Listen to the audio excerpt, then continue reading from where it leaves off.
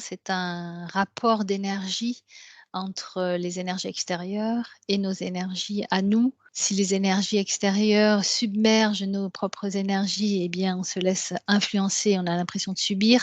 Plus on Oui, crée, plus l'image de ce que ça nous montre de nous-mêmes c'est ça. va dans cette tendance. C'est un cercle vicieux pour le coup. Et à l'inverse, plus on se rattache à cette énergie intérieure, notre lumière finalement, Ouais. eh bien, on arrive à l'émaner et c'est ça qui va prendre le dessus par rapport aux énergies Ouais. extérieures. Après, il faut pas négliger, il y a, c'est comme un est-ce que je peux exprimer est-ce que je peux dire ça? Est-ce que c'est un combat?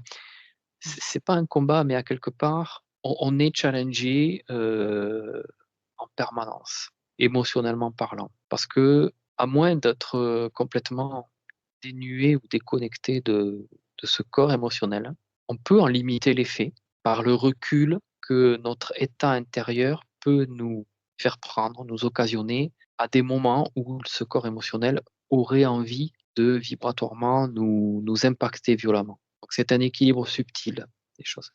Mais quand il y a des vagues émotionnelles, le corps a l'impression d'être, emmené dans cette machine à laver et n'arrive pas finalement à prendre ce temps de ce recul, eh bien, petit à petit, il ressent cette partie subtile de moins en moins présente et voilà, il rentre dans cette illusion que finalement, il est totalement embarqué dans ce flot émotionnel que l'extérieur lui propose et il se met lui-même à presque provoquer finalement cette situation.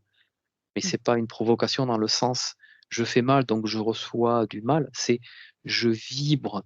La vibration de tout mon être, elle tend vers des basses fréquences et finalement, vers l'extérieur, par ce champ éthérique informationnel que l'on émane, les choses extérieurement nous paraissent aussi un peu moroses, un peu ternes. Ouais, tout à fait et comme tu dis, c'est un des challenges de l'incarnation finalement, savoir, gérer ses émotions. Oui. Ça ne veut pas dire ne pas les vivre, Mmh. mais les observer et avoir ce point de vue avec un certain recul, Ouais. pouvoir, en retirer finalement des messages et pouvoir ensuite Je crois que évoluer. c'est de ce que je perçois, hein, au fur et à mesure aussi de l'avancement dans notre activité, c'est quasiment le plus gros challenge pour nous, c'est de savoir équilibrer nos émotions